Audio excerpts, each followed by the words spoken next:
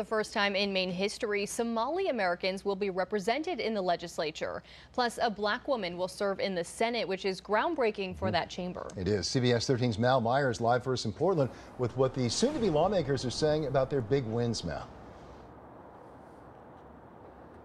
All three women that I spoke to were really excited to bring their unique perspectives and experiences to the state capitol. And they understand this weight of the moment because for some, they've been the first before. I'm going to be learning a lot of sort of new lingo. I'm going to be learning. Mana Abdi is ready to dive in on her new role, representing part of Lewiston as the first Somali American elected to the Maine Legislature. She ran unopposed after her Republican challenger dropped out. It's daunting because there's no blueprint, right? Decca Dalak knows what it's like. I realized that there is no voices that look like me in politics in Maine. The soon-to-be representative for part of South Portland became the first Somali-American mayor in the U.S. just last year. That ends in December, so she plans to continue her term as counselor while serving in Augusta. It is amazing, you know, to be able to be the voice of not only for Somali immigrants, but also immigrants in general. Together, they're part of a growing group of people of color in the legislature breaking barriers. What's been most important to me is not to be the last, to make sure I'm holding that door open.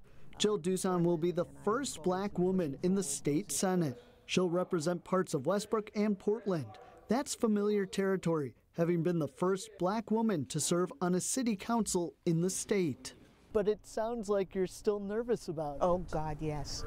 All three women are excited to be part of this new representation while bringing with them a wide range of experiences. As an immigrant community, as Somali, as a Muslim woman, we're not monolith. We do not all share the same ideas of how to fix things. They hope to tackle everything from the housing crisis to healthcare to rising heating costs. It's not about party, it's not about this and that, it's about the people. So let's just work for them.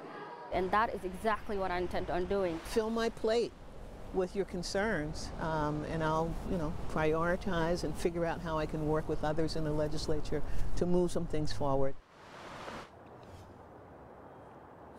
Also noteworthy up in Bangor, Umbreen Rana won her election up there.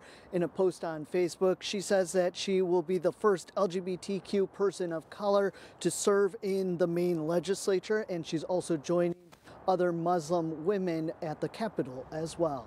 Reporting live in Portland, Mel Meyer, CBS 13 News.